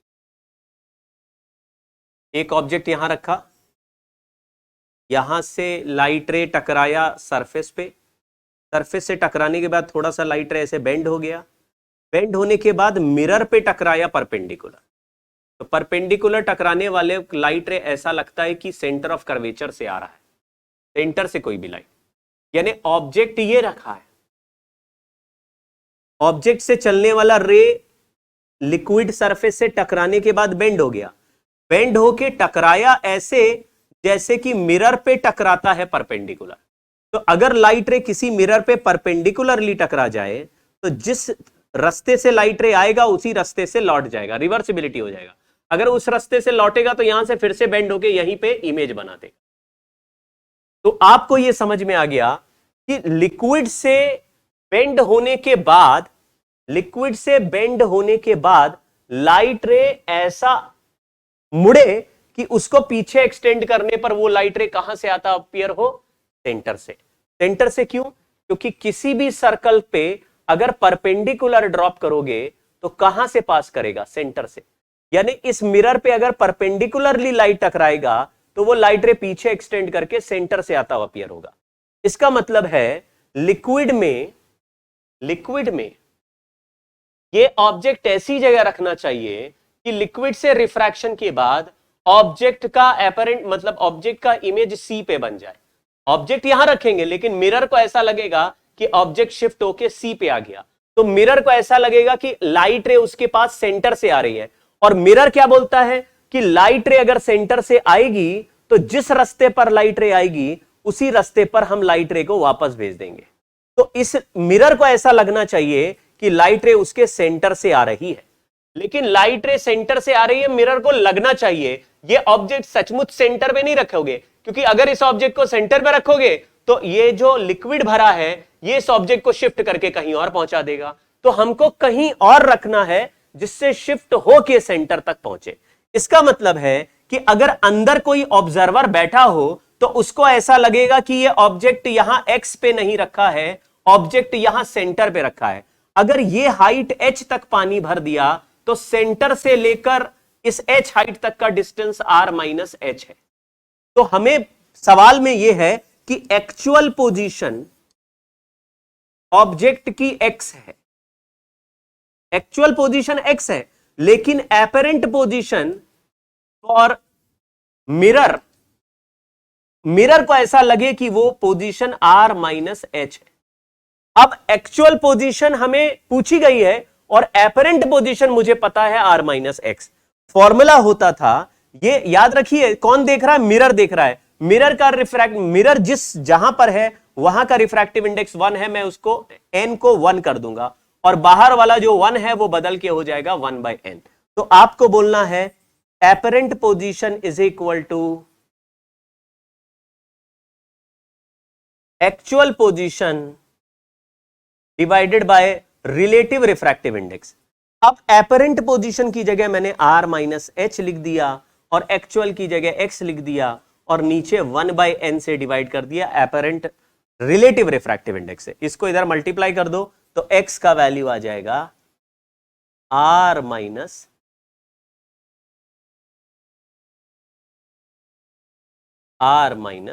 h बाई।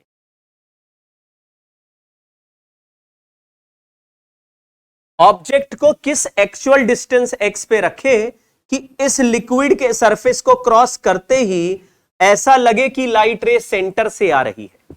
यानी यहां से लाइट रे आई, यहां टकरा के बेंड हो गई, बेंड होने के बाद मिरर पे परपेंडिकुलर टकराएगी, तभी लाइट रे रिवर्सिबिलिटी से यहां पर इमेज बनाएगा।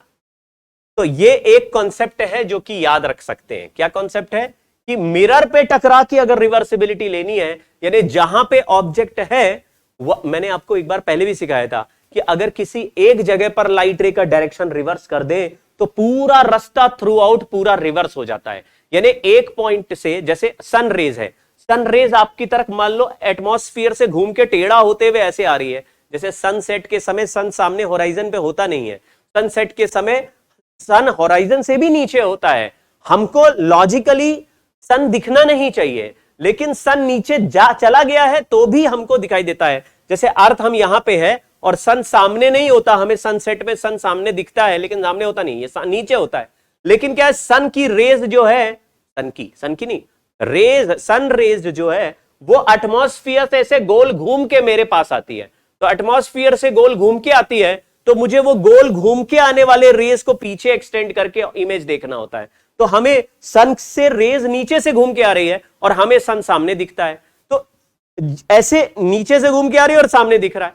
वही कहानी कुछ समझ लो कि मान लीजिए ऐसे रेज घूम के आ रही है और मुझे सन सामने दिख रहा है, अगर मैं ये ऐसे ही सामने मिरर लगा दूं तो आपको ऐसा लगेगा कि ये रे टकराया और टकरा के रिवर्स होके ये सारा रेज मुड़ के सन के पास वापस चला जाएगा। आपको ऐसा लगेगा सीधा ही जा रहा है क्योंकि आपको सन सामने दिख रहा है, लेकिन रे जिस रास्ते से आया उस रास्ते से टकरा के। तो कभी भी अगर रेस के परपेंडिकुलर में प्लेन मिरर लगा दे तो वो रेज अपने आप टुवर्ड्स द सन लौट जाएगी। ऐसे ही यहां पर भी हो रहा होगा कि अगर सेंटर से आता हुआ रे दिखेगा तभी परपेंडिकुलर माना जाएगा। तो इसका मतलब ये ऑब्जेक्ट ऐसा शिफ्ट हो जाए कि मिरर को ऐसा लगे, रिफ्रैक्शन से ऐसा शिफ्ट हो जाए कि मिरर को ऐसा लगे कि ये तो ऑब्जेक्ट का रेज सेंटर से आ रहा है। तो ये सवाल वैसा ही तो हो गया जैसे अभी एपरेंट डेप्थ का सवाल देख रहे थे, शायद आप लोगों को समझ में आ गया। सवाल ऐसा हो गया है कि यहां पे एक ऑब्जेक्ट रखा है एक्स डिस्टेंस पे और हम यहां अंदर से देख रहे हैं, अंदर का मीडियम n है और यहां 1 है। तो क्या ये ऑब्जेक्ट एक्स डिस्टेंस पे दिखेगा? आप कहेंगे नहीं, ये ऑब्जेक्ट एक्स डिस्टेंस पे नहीं दिखेगा। तो ये कहां दिखेगा? आप कहेंगे कहीं और दिखेगा। तो जहां दिखेगा उसको एपरेंट डेप्थ बोलेंगे ना, एपरेंट शिफ्ट बोलेंगे, एपरेंट डेप्थ बोलेंगे। तो ये कहां पे दिखना चाहिए? सेंटर पे रखा दिखना चाहिए, क्योंकि सेंटर पे रखा दिखेगा तभी रिवर्सिबिलिटी लगेगी। अगर सेंटर पे नहीं कहीं और हुआ तो रिवर्सिबिलिटी नहीं लगेगी। कहीं तो होगा, कहीं भी और हो सकता है, लेकिन सेंटर पे गया तो रिवर्सिबिलिटी है। तो ये सेंटर का डिस्टेंस कितना है वो हम लिख सकते हैं r-h। ये हो गया एपरेंट हाइट और ये हो गया एक्चुअल हाइट।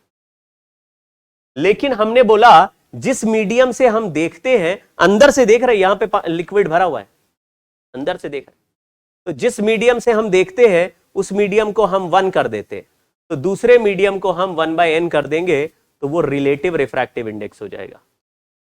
फिर हमने बोला apparent depth equal to actual depth divided by relative refractive index, तो x/1/n कर दिया, आंसर आ जाएगा x का। हाँ ठीक है। रिफ्रैक्शन थ्रू कर्व्ड सरफेस, अभी फ्लैट सरफेस का रिफ्रैक्शन हो गया, एपरेंट हाइट का फॉर्मूला हो गया, शिफ्ट का फॉर्मूला हो गया। कोई मिरर या लेंस पीछे लगा है तो उसको शिफ्ट कर लो, नए मिरर से इमेज निकालो और पुराने मिरर से आंसर निकालो। सिंपल तरीका है। एक दो सवाल डिफिकल्ट वाले और कर सकते हो, मैं आपको डीपीपी में भेज दूंगा। मतलब ज्यादा सवाल आए नहीं है, वही एक ही यही वाला सवाल बार बार आया है कि एक फिश है नीचे पानी में और एक बर्ड है ऊपर, उन दोनों को एक दूसरे का हाइट क्या दिख रहा है, ये वाला सवाल है। तो जो दिख रहा है, जो देख रहा है उसका रिफ्रैक्टिव इंडेक्स 1, जहां पे है उसका refractive index relative actual depth divide by relative refractive index कर दो, आंसर आ जाएगा। तो रिफ्रैक्शन फ्रॉम कर्व्ड सरफेस पे मान लीजिए कोई ऑब्जेक्ट है जो मीडियम 1 पे है, कोई ऑब्जेक्ट हम लोग इसको देख रहे हैं मीडियम 2 से, और ये रेडियस ऑफ कर्वेचर है r। फॉर्मूला है यहां पे रिफ्रैक्टिव इंडेक्स n1 है, ये रिफ्रैक्टिव इंडेक्स n2 है, तो आपको बोलना है n1/v minus n2/u, n2/v minus n1/u equal to n2 minus n bye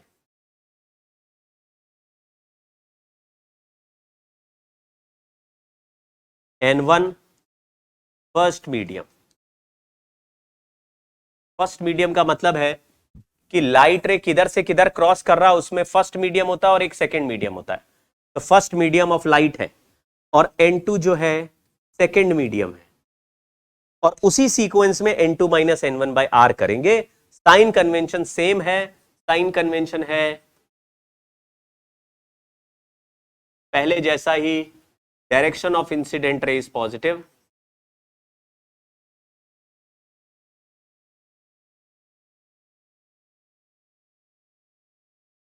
इसमें भी हालांकि कुछ ट्रिक बना रखी है, लेकिन अभी बाद में सिखाएंगे, अभी नहीं। Direction of incident ray is positive और above principal axis is positive, और distance from optical centre O मतलब ये जहां पे प्रिंसिपल एक्सिस और इसके कर्वेचर का मिड पॉइंट कट कर रहा होगा उसको ओ पॉइंट बोल रहे हैं, ऑप्टिकल सेंटर। यहां पे ऑब्जेक्ट है, इमेज कहां बनेगा वो हमको बाद में पता लगेगा, फॉर्मूला ये है। इसमें मैग्निफिकेशन का भी फॉर्मूला है, जिसको हम ट्रांसवर्स मैग्निफिकेशन कहते थे कि ऑब्जेक्ट अगर प्रिंसिपल एक्सिस के ऊपर है तो इमेज कहां बनेगा।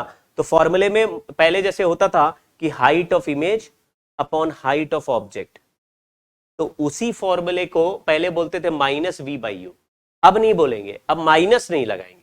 हालांकि यहां v लिखा है, यहां u लिखा है, पहले याद करो फॉर्मूला होता था 1/v प्लस 1/u, तो आंसर में आता था माइनस v बाई यू।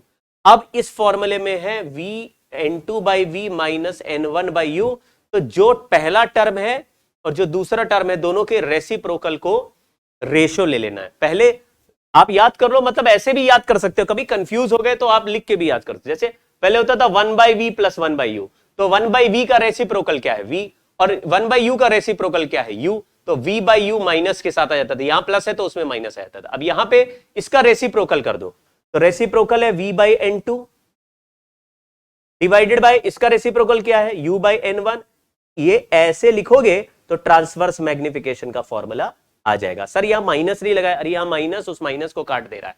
तो ये जो फॉर्मूला आपको ऑब्जेक्ट इमेज वाला चलता है उसी को बस रेसिप्रोकल करके रेशियो ले लेंगे तो आंसर आ जाएगा। पहला टर्म न्यूमरेटर में लिखो, दूसरा टर्म डिनोमिनेटर में और रेसिप्रोकल। यहां पे साइन में माइनस साइन नहीं आ रहा है, ये याद रखिएगा। वहां मिरर में आता था, लेंस में नहीं आएगा। मिरर में 1/v प्लस 1/u होता था और रिफ्रैक्ट इसमें मैग्निफिकेशन में माइनस आता था।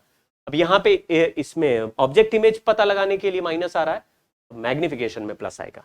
जल्दी से आप ये फॉर्मूला याद कर सकते हैं। इसको करने के लिए हम एक दो सवाल कर लेंगे। ये ट्रांसवर्स मैग्निफिकेशन अलग से लिखा है, तो height of image upon height of object equal to v/n2 upon u/n1।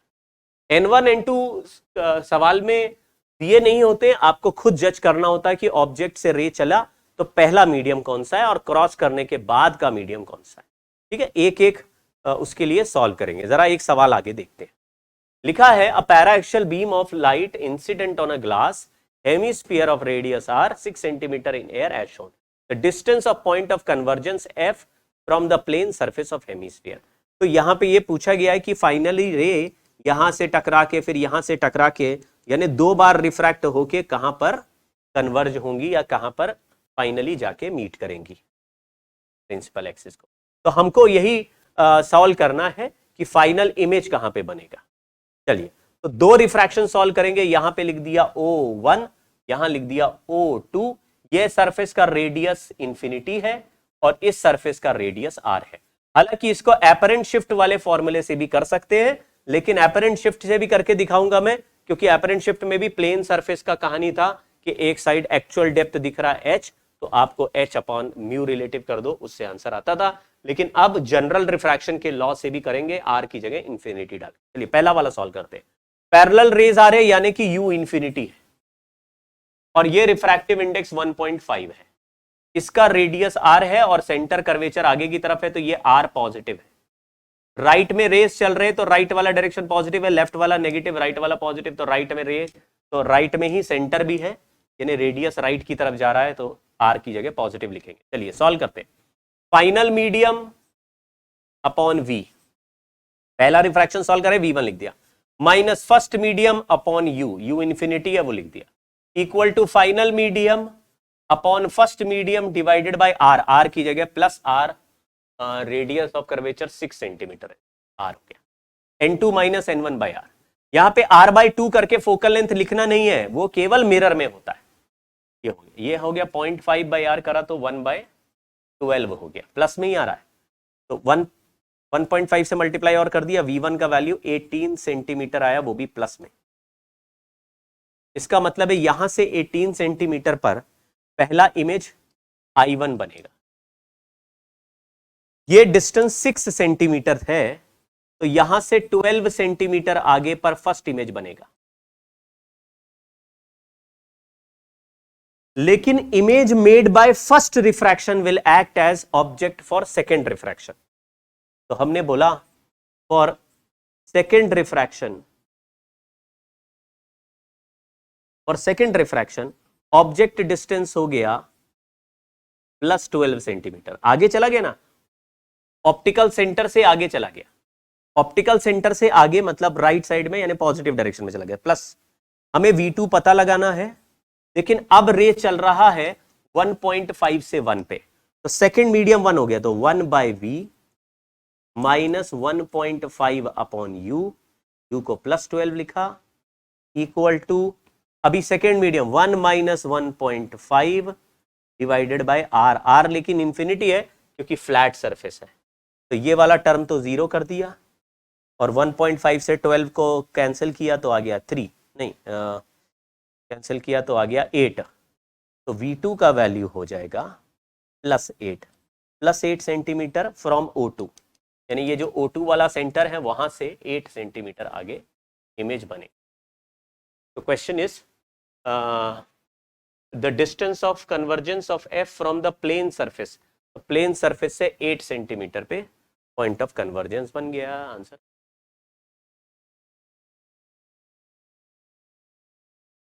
एक आध सवाल और कर लेते। A beam of diameter d is incident on a glass hemisphere as shown if the radius of curvature of hemisphere is very large as compared to d। चलो ये आप खुद करना, एक सवाल मैं आपको अलग से करा देता हूं। यहां पे रेडियस दे दिया मान लो 10 सेंटीमीटर, और यहां रिफ्रैक्टिव इंडेक्स दे दिया इसका 2, रिफ्रैक्टिव इंडेक्स 2, बाहर का रिफ्रैक्टिव इंडेक्स 1 है, और यहां सेंटर C है, और ये जो ऑब्जेक्ट दिया है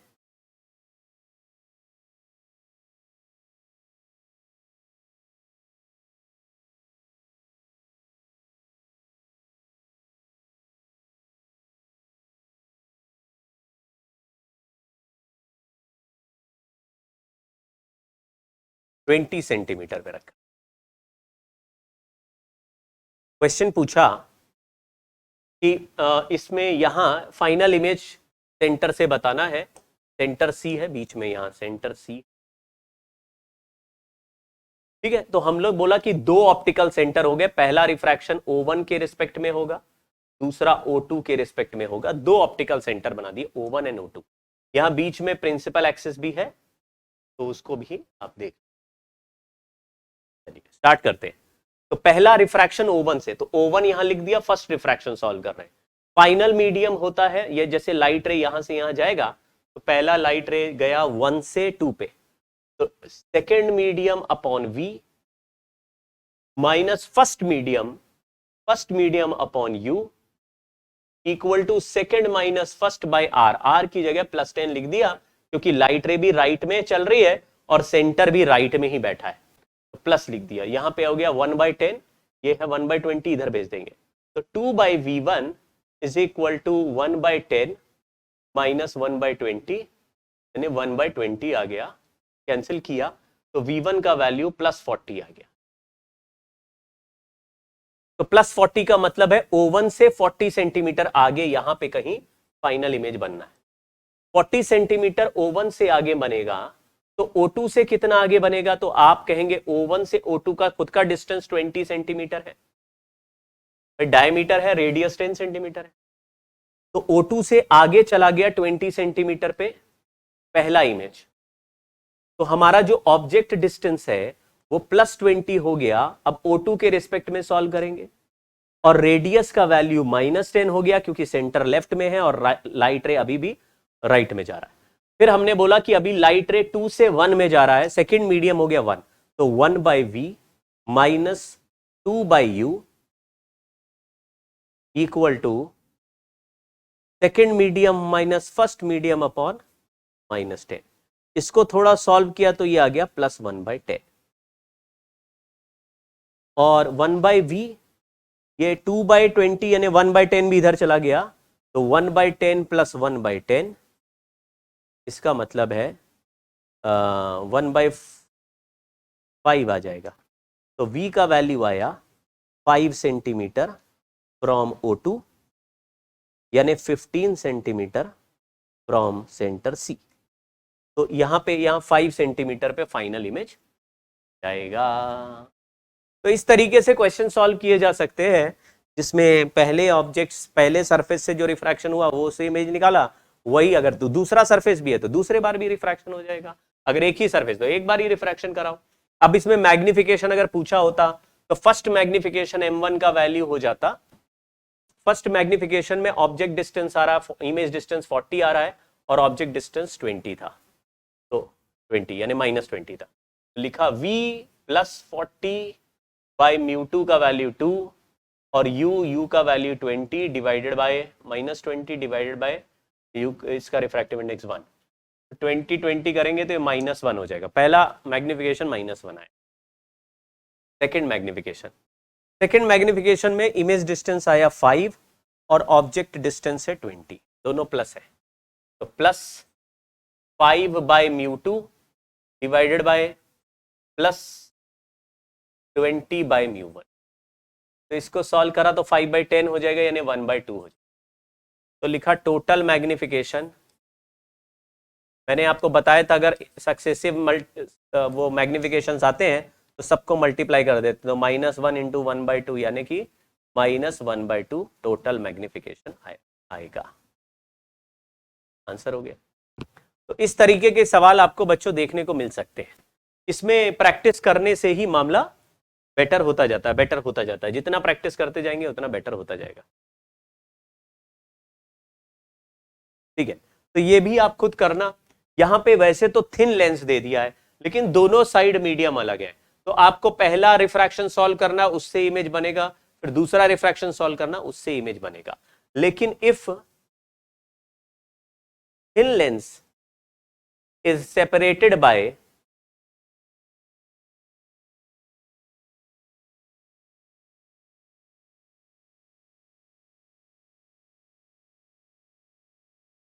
thin lens has different medium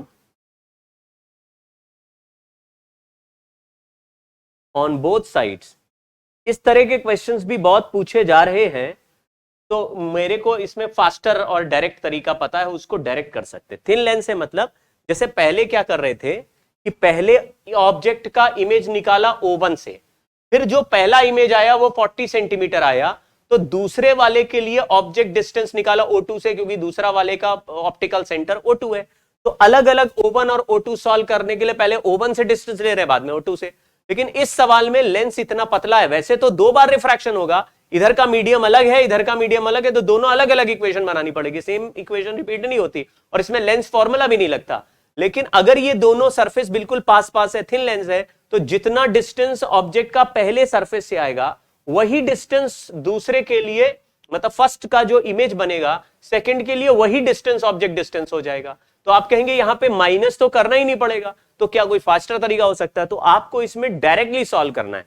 जैसे ये मीडियम मान लो N1 है, बीच में N2 है और इधर N3 है, ऐसे 3 मीडियम का सवाल अगर है तो आपको डायरेक्ट सॉल्व करना है। जैसे इसमें 1 से 2 लाइट रे जाएगा, 2 से 3 जाएगा, तो फाइनल रे किस मीडियम में जाएगा? तो आप बोलेंगे फाइनल वाला जाएगा N3 में, तो final medium upon V minus first medium upon U, इसमें बीच वाला लेना ही नहीं है, समझ गए? Final medium upon 3 minus first medium upon U equal to second minus first by R1 plus third minus second by R2। खेल समझ गए होगे आप। अगर यहां पे 2 सरफेस क्रॉस किया तो 2 रेडियस ऑफ कर्वेचर भी क्रॉस होगा, तो दोनों के पावर को हमको ऐड करके लिख देना। यानी जब N1 से N2 गया तो सेकेंड मीडियम N2 था, N2 minus N1 bye R1 plus, और जब 2 से 3 में गया तो थर्ड माइनस सेकेंड, मतलब उसमें भी जो second medium minus first medium, लेकिन N2 से N3 मतलब N3 minus N2 bye R2।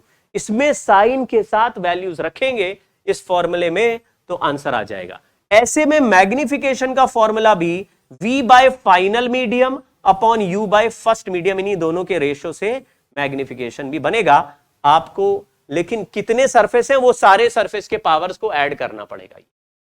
ये वाले जो टर्म है इनको बोलते हैं पावर ऑफ सरफेस, इनको ऐड करना पड़ेगा जितने भी सरफेस है। अगर पतले पतले बहुत सारे सरफेस आ गए और टकाटक R1 R2 R3 ऐसे 3 बार क्रॉस होके गया, तो आपको जैसे 1 से 2 गया, 2 से 3 गया, 3 से 4 गया, तो 1 से 4 गया लेकिन 3 सरफेस क्रॉस करके। मान लो एक सवाल ऐसा हो गया कि ये एक लेंस है और उसके आगे एक और लेंस है, लेकिन ये दोनों बिल्कुल पतले लेंस है। यहां N1 है, ये N2 है, ये N3 है, ये N4 है। अब दोनों साइड मीडियम अलग है, तो ये लेंस के कॉम्बिनेशन का सवाल नहीं है, दोनों साइड मीडियम अलग है तो आपको जनरल रिफ्रैक्शन से सॉल्व करना है। तो आपको क्या बोलना है, final medium upon V minus first medium upon U is equal to जितने भी पावर है, तो पहले गया n1 से n2 upon r1 plus n2 से n3 upon r2 plus n3 से n4 अपॉन r3। सर एक आध सरफेस और होता तो उसकी पावर भी ऐड कर दो, ये वाले केस तो सेम चले, ये लेफ्ट हैंड साइड सेम है, राइट हैंड साइड पे जितने सरफेस, लेकिन ये तब जब थिन सरफेसेस हो और इनमें बार बार डिस्टेंस माइनस करना नहीं पड़े। बीच में जो स्फीयर लिया था वो थिन नहीं था, उसकी थिक लेंस है, वो यहां से वहां तक सब्ट्रैक्ट करना पड़ेगा। तो आज के लिए ये जो हमने करा ये इतना ही रहेगा।